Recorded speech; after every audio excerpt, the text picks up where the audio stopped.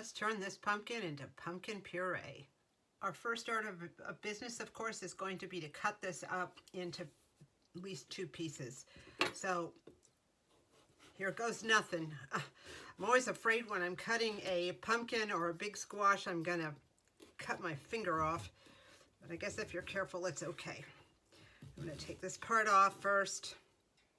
Almost there. There we go. Look at that. All those pumpkin seeds.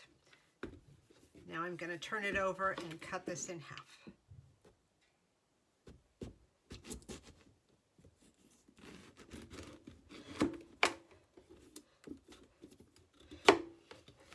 And look at that.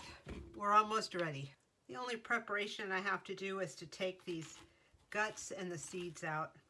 So I'm going to save the seeds for roasting later. So basically I'm just going to scoop it out with a spoon, clean it as much as possible, and set the seeds aside.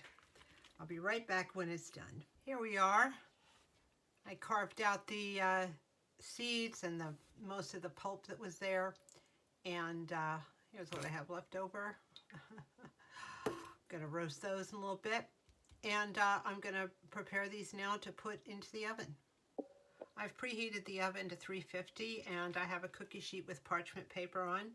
So basically I'm just going to turn these over like this and put them to bake for a little while. I'm going to pull them out when they're nice and soft.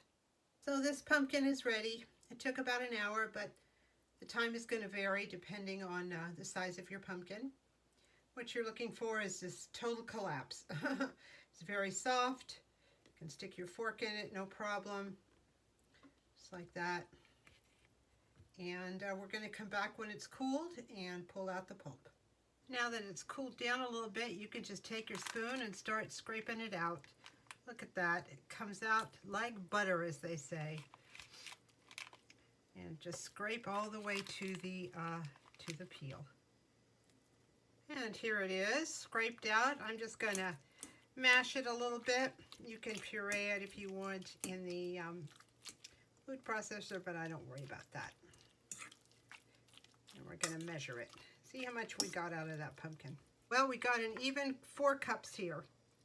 And what I'm going to do when this cools completely is divide it into 1 cup increments and put it in the freezer.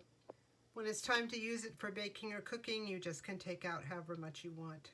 One thing you might find while working with baked pumpkin is it is not as liquid as the pumpkin you get in a can. So if you're doing something like a pumpkin bread or something like that, you might find that you'll need to add a little bit of water to the batter, to the recipe, to compensate for the density of this home-baked pumpkin mix here. Wishing you happy cooking, happy baking, and happy everything. Thank you so much for watching.